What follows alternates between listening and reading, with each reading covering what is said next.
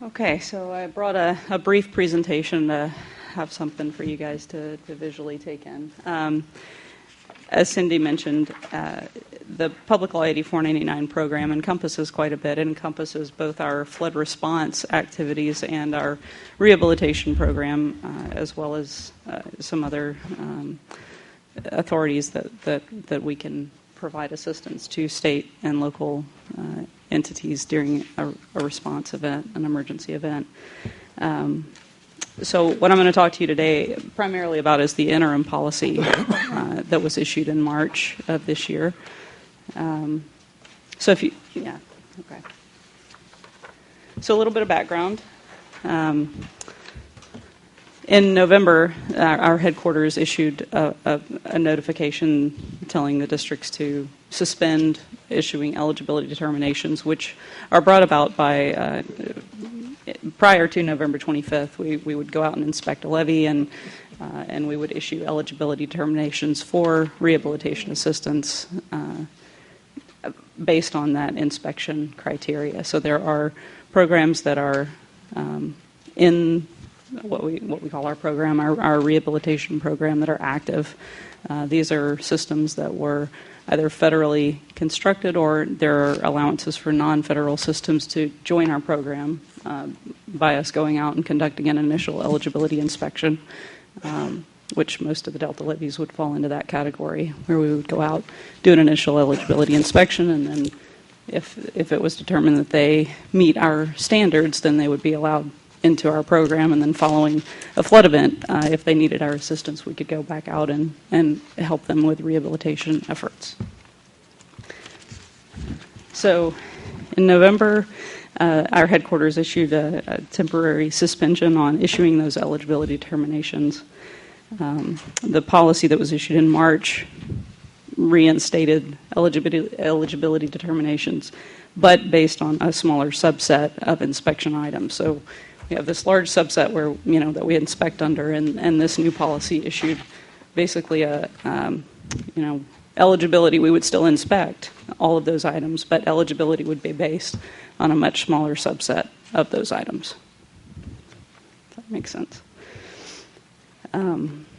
So the primary purpose of the interim policy, this smaller subset of items, was to continue to focus on repairing the levee systems in a worst first approach, provide interim criteria for determining eligibility for rehab assistance during the transition to the development of a final policy and revisions of our Code of Federal Regulations 33 CFR Part 203. And then using the subset of criteria of the existing overall criteria to determine eligibility in a manner that does not create or would not create an incentive to take actions that might negatively impact natural resources or tribal rights. Okay. So the inspection checklist, as I mentioned, we're still going to inspect. We would still inspect levee systems using this whole set of inspection criteria, but the Public Law 8499 rehab eligibility would be based on a subset of those items. The item subset selection was based on those items where inspectors could clearly determine performance issues, and the items that were not selected on that overall inspection checklist would be difficult to determine performance issues based on the existing checklist. So we whittled it down based on, the inspectors could clearly determine performance issues out in the field. So that subset of items, the maintaining agencies would have to receive a minimally acceptable or acceptable rating on those items in order to continue to have eligibility.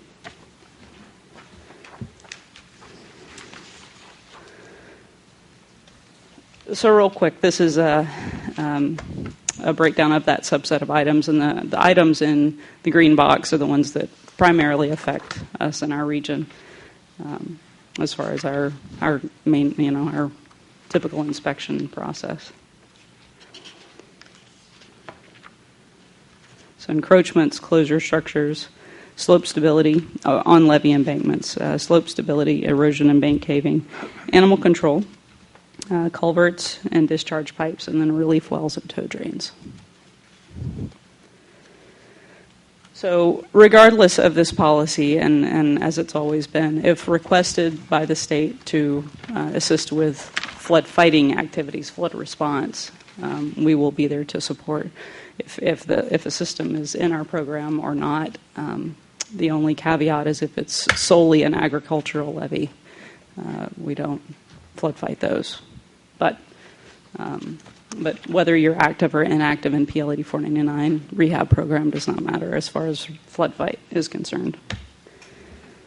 Federal levees that are currently inactive can request to be re-inspected for eligibility based on the interim criteria. So if we've inspected and found that in the past found that they were inactive, then they could request to be re-inspected, and we would go back out and perform that inspection based on and use the interim criteria as a determination for eligibility.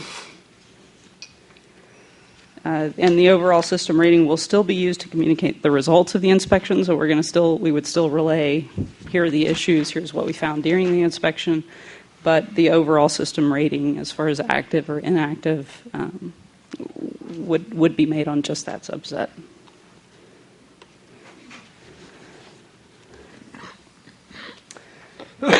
Next, I had a slide about SWIFTs, which that stands for System-Wide Improvement Framework.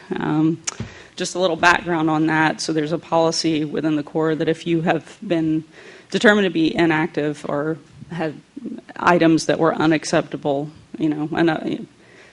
items that were unacceptable that led to an inactive determination, that you could submit, that local maintaining districts or our sponsors could submit a letter of intent and subsequent system-wide improvement framework that's basically a get well plan. So they would specify, here are the things we plan to fix over this time frame, here's how we would like to approach it, here's our funding mechanism, that kind of thing, spell all that out, and then they would be granted active status again in our program while they work on their issues. So within this interim policy, of course, we're encouraging public sponsors to continue to develop and implement system-wide improvement frameworks for all the standards, but they are allowed to reduce what's covered in the system-wide improvement framework for just that subset of items. So they could continue the system-wide improvement framework as it is. They could reprioritize their plan to align with the interim guidance, or they could cancel it altogether if they found that it was no longer needed. So the Sacramento District, the way we approached this, we were allowed up to 1 year, which we granted to those sponsors to readjust and resubmit already approved LOIs. There are 3 current letters of intent or precursors to a SWIFT that are in the legal delta right now. So that's what we're talking about. We have Reclamation District 800 Byron Tract. There's a piece of the Maintenance Area 9, which would cover the left bank of the Sac River, and then Mormon Slough and Calaveras River area. So for headquarters approved SWIFTs, the districts could approve any amendments in accordance with the interim policy.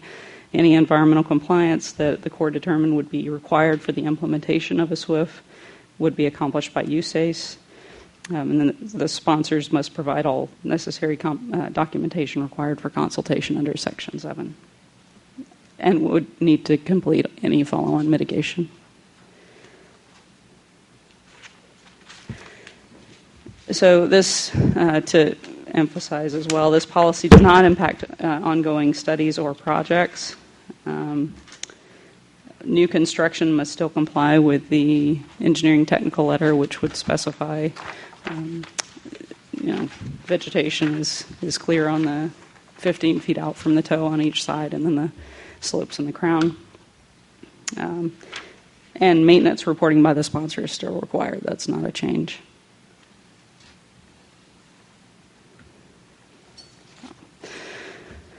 So for the future direction, and just as a side note, of the current inactive systems within our program, almost all will remain inactive based on a subset of items. There was only one that was determined inactive due to vegetation. Improvements will be made to the rehabilitation program to further synchronize with the Corps' emphasis on fixing the worst issues first, and advances in flood risk management and levee safety, such as revising its eligibility criteria to promote broader flood risk management activities within emergency preparedness planning and risk communication, prioritizing maintenance activities based on risk, and aligning risk terminology and activities across the Corps' various programs. Final policy will go through a formal rulemaking process. So that's my presentation. Happy to entertain any questions you might have. What prompted this interim policy? So I would say that it was the Corps' continued emphasis on approaching a worst first, fixing the worst issues first, and allowing greater flexibility for that was sort of present in our SWIFT policy and now this interim policy to allow reclamation districts and local maintaining agencies to prioritize their high-risk items and work on those first to improve their levee systems and reduce flood risk. So in the absence of this interim policy change, were there any levees that were going to receive Army Corps attention? Is this policy necessary to allow something to qualify? So it would allow, likely would allow more programs to maintain eligibility, again, while fixing their issues in a worst first approach. That was my question. Is it easier or harder now to meet the eligibility criteria? Easier. It's easier. Okay. So you have this broad suite of inspection criteria. I haven't counted them myself recently, but over 100 items on the inspection checklist, and it was reduced to the ones that I showed on the slide, which even within that green box were, I think, 7 or 8 items. So eligibility determinations are no longer based on that overall inspection criteria. It's based on that subset. So you have this big laundry list, and we've condensed it down to a smaller amount of items that will make you ineligible for rehab assistance. What percentage of the levees in the Delta are, how much of an improvement, what's the growth in eligibility given this interim policy versus what existed before? So to enter into our program, the Delta levees, most of them anyway, would still need to apply under our initial eligibility inspection program. We would go out, we would inspect their levee system. But if, like, say they were able to meet all of our standards except, our inspection criteria, except for a few that are not on the subset list, then they would be allowed to join our program. If they, hit on those subset of items, then they would not be allowed to. But are you aware of levees that do meet all of the requirements for the eligibility on the original eligibility list? I'm not sure. I guess I'm trying to get at the interim policy was initiated because apparently the current or the previous policy was excluding levees that, in the Army Corps' view, should be eligible, and so you contracted the eligibility requirements to make more qualify. I guess my question is, without this interim policy, would any of the levees have met the standard of the previous policy? Sure. What percentage? Half? A third? 80%? I don't know that I could fully answer that. I don't know. Inspections are run under a different department, but I think, again, the focus was, to couch it a little differently, was, again, to allow local maintainers to focus on the items that they found most critical and most, regardless of where it fell on the spectrum of inspection standards. And the inspection standards that the subset are those things that we consider very high risk. So should fall in line with what the local maintaining groups would want to fix first as well. Other questions? Susan? Thanks for the presentation, Paige. I'm just wondering, was part of the motivation for contracting the eligibility criteria the vegetation variance and the cost of obtaining a variance? I think I would focus back on really just fixing those worst items. I think the Corps, would say that rodent burrows and encroachments and things like that are far more hazardous to the levee integrity, and wanted to allow local maintaining agencies to focus on those. Uh-huh. And I don't know how engineering technical letters work, so how does policy translate to on-the-ground engineering technical letter implementation? It's an excellent question. It is quite confusing. So the engineering technical letter will guide our design groups on how they would design a project in the future. So, it is our guidance and what we work under to design and then construct a project.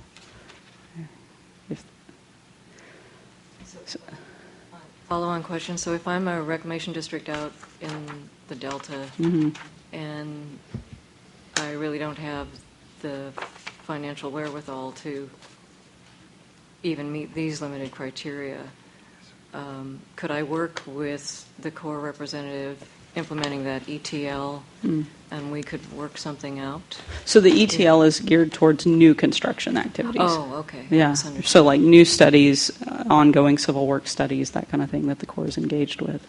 Okay. So for not new, right. So for not new, they're held to those interim that subset criteria. And that's a different engineering technical letter, It's right. It's the policy that was issued as March 21st interim PL 8499 rehab. It's got a really long name, but anyway. And there's some leeway for an RD that can't necessarily meet even what's in that green box.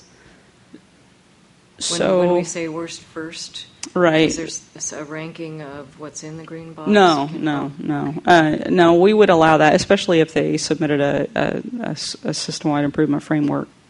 If they rank them themselves, they say, hey, here's how we want to approach this, and here's how long we think it will take, and here's why. But for new programs coming in, they would need to at least get a minimally acceptable on those items to be allowed to join our program if they're brand new to our program. Okay. Gloria first. Gloria? Thank you. Susan Page, I'm sorry. Was this interim policy designed Was this interim policy design, and it's been kind of talked about, and I got it. Randy kind of gave his perspective, but it's the bottom line that it was designed to include those levees that were worse off than others, to include them in the list to be eligible? Is that basically the bottom line to it? Why you did it? No, it was really so for. Thank you, Phil. For those levies that either were going to try to enter our program, or for those levies who were already in the program but had been deemed inactive, the intent is for both their programs and ours to focus on those worst first items. So to make it easier for those that were not included. You have a rating minimally acceptable Right. and acceptable, what's the difference? Is it minimal? Is it something they have to meet to be accepted later on, or what does that mean? So minimally acceptable, so there are 3 ratings. Sorry, I didn't explain that. There's acceptable, minimally acceptable, and unacceptable. So those are the range of items. That's how we rate every inspection item. So for acceptable, they meet the standard. Minimally acceptable, it's substandard, but it is not determined to would not be determined to cause a levee failure or impact the levee integrity within the next couple of years, and they would be expected to repair those items within the next 2 years to bring them up to an acceptable some things standard. they have to do to bring them up. Right. Yeah. And how does this information kind of fit in with what our charge is to really kind of look at the investment priorities and levies? So how does this information kind of fit in with what we're charged to do? And I guess the question to staff, Okay. whether you think you page too. Yeah, thank you.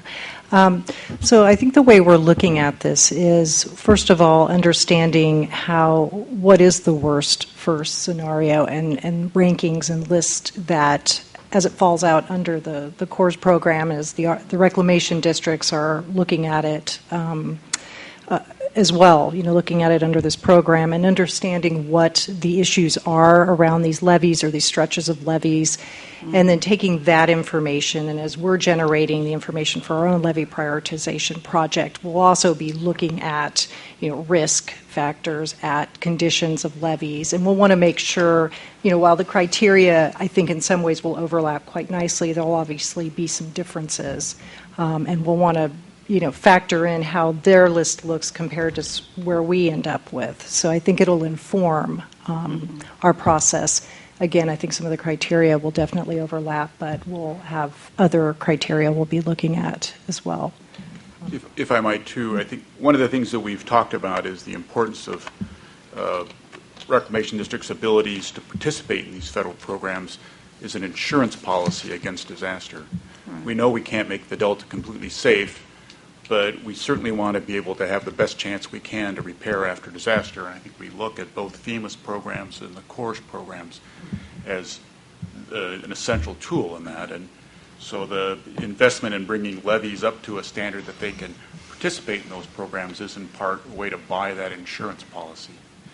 And so it's one of the things we want to think about is whether there are certain levees that, because they're so essential, and if they should fail, it's really key that they be repaired. They play key state interests in protecting water quality, for example. Those would be areas where maybe we want to say, these are levees that we want to provide an investment strategy that would help them attain that level of protection so that should there be a disaster, we have the best chance of recovering them. Others that where the state interests in their repair might not be so essential, they might be a lower priority to bring to that highest level of readiness that the PL 8499 standard designates. So it's important to think about how these programs fit together. Thank you. I can add that for federal levee systems that are active in our program, the Corps would pay 100% of the rehabilitation cost. For non-federal programs, it's an 80% federal, 20% local cost share. So if that helps. Any other comments or questions? Yes. Phil. Refresh my memory, if you would, please. Sure. Was the 2013 decision to suspend this process applied nationwide or Yes. simply? Okay, Nationwide. so it was nationwide. Did that lead to any additional funding coming your way nationwide for the kinds of localized determinations that were made? Okay, so what you were doing is taking your existing pot of money and figuring slightly different ways to allow people to proceed and suggest to you the more important flood threat priorities. I think it's best answered to say that that the memorandum or the policy that was issued in March of this year Right. was in development at our headquarters, and their intent was to pause everything until they could Pending get that. until they could get that policy out. So they didn't want to continue issuing eligibility determinations that might counter what they knew they were going to put out in a few months. And is the policy fully in effect today? It is, yes. It is, So okay. districts can make eligibility None of these determinations. endless national lawsuits to delay implementation? Well, I'm Do you sorry, know? what? Are you being sued to delay Oh. implementation everywhere or No, nowhere? no, Okay. not Well, to that's my good. knowledge. That's good. Okay. Not to my knowledge. I guess the other question is, as you were answering some issues, your voice trailed off, or I couldn't hear it. You made some mention, of course, if they're just for agricultural purposes, Right. blah, and I didn't hear you complete Sorry. that thought. Sorry. Maybe you could explain in more detail? Absolutely, sure. For flood fight activities, one area that we would not flood fight is strictly only agricultural areas. So if it's solely an agricultural land that is protected by a levee system, or if there's a single enterprise or business that is behind a levee, then the Corps would not flood fight those levees. But if there are multiple homes or threat to just public property, life, that kind of thing, then we would flood fight that. Okay. Thank you very much. Uh-huh. Quick question, and sorry if you already addressed this, but how long is interim? So 70 their years. the plan, as I understand it, most recently is to issue.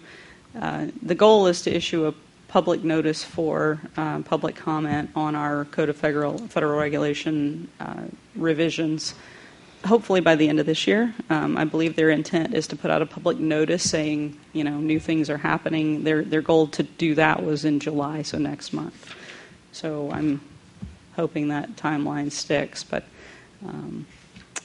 so public comment request by the end of this year is the goal, and then to complete the process of revising our internal policies as well as codifying the new Code of Federal Regulations would be next year, probably late next year.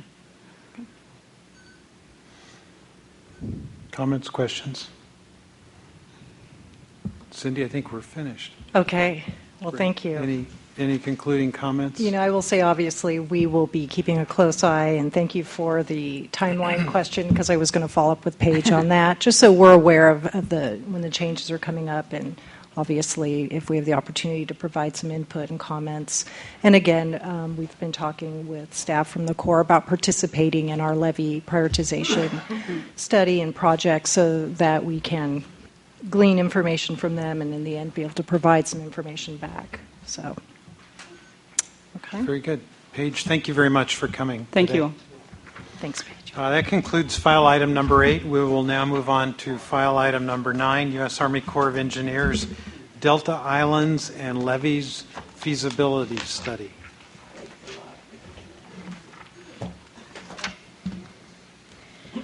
No, not.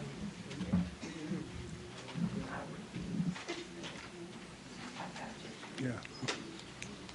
I mean, you got to be crazy to do that job.